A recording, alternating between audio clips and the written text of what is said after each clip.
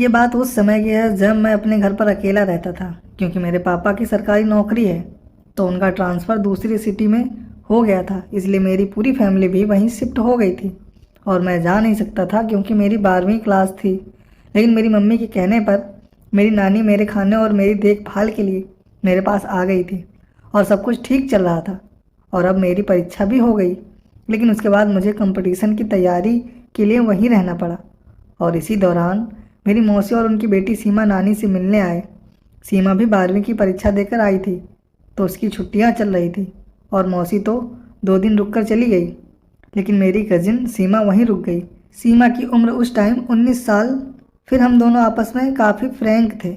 मौसी के जाने तक सब ठीक था, लेकिन मौसी के जाते ही हम दोनों को जैसे पंख लग गए हों, क्योंकि नानी ज़्यादा टाइम बाहर आंटियों के साथ ही बैठी रहती थी और हम दोनों दिन भर मस्ती करते रहते थे।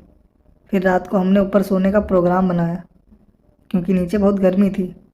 और सबसे पहले नानी का बिस्तर, फिर सीमा का और फिर मेरा बिस्तर लगाया गया और रात को भी हम बातें करते रहे। फिर मैंने बातें करते करते अपना हाथ सीमा के पेट पर रख दिया और फेरने लगा तो वो कुछ नहीं बोली।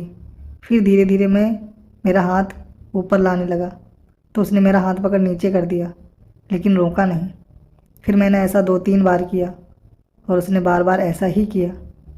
और इस बार मैं अपना हाथ पेट के नीचे ले गया और अब मेरा हाथ अब उसकी गुप्तांग के ऊपर था। तभी उसने मेरा हाथ हटा दिया। फिर वो दूसरी तरफ मुंह करके सो गई और मैं भी कुछ नहीं कर सकता था, क्योंकि नानी पास में ही सोई थी। फिर अगले दिन दोपहर को वो लेटी हुई थी तो मैं उसके पास जाकर लेटा और उसे छेड़ने लगा। तो वो बोली कि मैं तेरी गर्लफ्रेंड नहीं हूँ, अगर कंट्रोल नहीं होता तो अपनी गर्लफ्रेंड के पास जा। फिर मैंने कहा अगर नहीं है तो तू बन जा, और अचानक से उसके होंठों पर किस कर दिया और वो मुझे मारने लगी। तो मैं वहाँ से भागकर अपने कमरे में आ गया और लेट गया। फिर कुछ देर बाद वो आई तो मैंने अपनी आंखें बंद कर ली और मैं पेट के बल लेटा हुआ था। तो उसने मेरे कंधों पर काट दिया और भाग गई। फिर मैं उसके पीछे भागा और उसे पीछे से पकड़ लिया, और इस पकड़ा पकड़ी में मेरा गुप्तांग उसकी पिछले उभार से टच हो गया, जिस कारण हम दोनों उत्तेजित होने लगे। फिर मैंने उसके गले और गर्दन पर किस किया और भावनाओं में बहकर हमने उत्तेजना के कारण संभोग कर लिया।